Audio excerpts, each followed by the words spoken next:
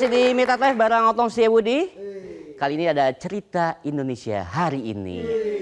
Jadi berbagai peristiwa terjadi hari ini. Dari sektor lingkungan, ekonomi hingga kunjungan pejabat negara. Selengkapnya dalam cerita Indonesia hari ini.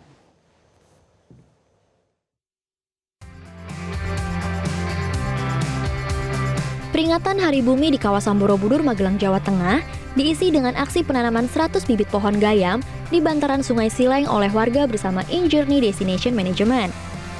Penanaman ini bertujuan menjaga ekosistem, mencegah erosi, serta mempertahankan ketersediaan air, karena pohon gayam dikenal mampu menyerap dan menyimpan cadangan air.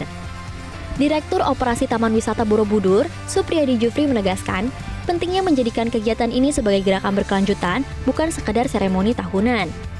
Warga pun berharap aksi ini memberi manfaat jangka panjang bagi kestabilan lingkungan dan mendukung kawasan Borobudur sebagai destinasi pariwisata nasional. Bahwa pelestarian bumi itu penting, penanaman pohon itu penting.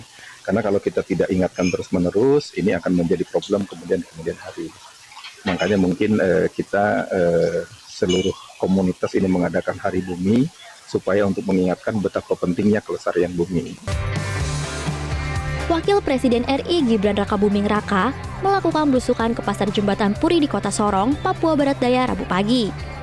Dengan meninjau langsung kondisi pasar sekaligus menyapa pedagang dan warga, khususnya mama-mama Papua yang menyambut hangat kedatangannya. Dalam kunjungan tersebut, Gibran juga berbelanja sebagai bentuk dukungan terhadap UMKM. Ketua Koperasi Nelayan Tangkap Kota Sorong, Peter Koromat, menyampaikan apresiasi atas kunjungan tersebut dan berharap pemerintah dapat meningkatkan pembangunan serta menyediakan fasilitas jualan yang lebih layak. Kunjungan kerja ini juga akan dilanjutkan dengan peninjauan pembangunan kantor Gubernur Papua Barat Daya dan Rumah Sakit Umum Daerah John Pitwanane di Kabupaten Sorong. Badan Pemulihan Aset Kejaksaan RI akan menggelar BPA Fair 2026 pada 18 hingga 22 Mei di Jakarta Selatan, sebagai upaya meningkatkan kepercayaan publik melalui pengelolaan aset rampasan negara yang transparan dan akuntabel. Dalam kegiatan ini, lebih dari 400 item aset bernilai ekonomi tinggi akan ditawarkan, mulai dari aset tidak bergerak hingga aset bergerak seperti mobil sport, tas mewah, perhiasan, dan lukisan emas, yang seluruhnya telah berstatus hukum inkrah. BPA Fair juga diharapkan menjadi langkah strategi untuk mengedukasi masyarakat dan akan digelar setiap tahun.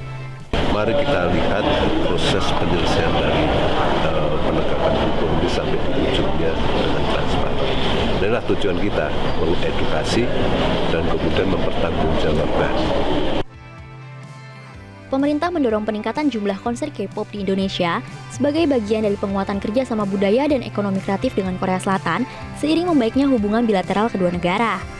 Selain menjadi hiburan, konser K-pop dinilai mampu memberikan dampak ekonomi signifikan khususnya bagi sektor pariwisata, industri kreatif, dan UMKM. Indonesia sendiri merupakan salah satu pasar terbesar K-pop di Asia Tenggara dengan basis penggemar yang terus berkembang, sehingga peluang ini dipandang strategis untuk meningkatkan perputaran ekonomi sekaligus memperkuat posisi Indonesia sebagai tuan rumah event internasional, terlebih dengan adanya keterlibatan talenta asal Indonesia dalam industri K-pop. Jelajahi cara baru mendapatkan informasi. Download Metro TV Extend sekarang.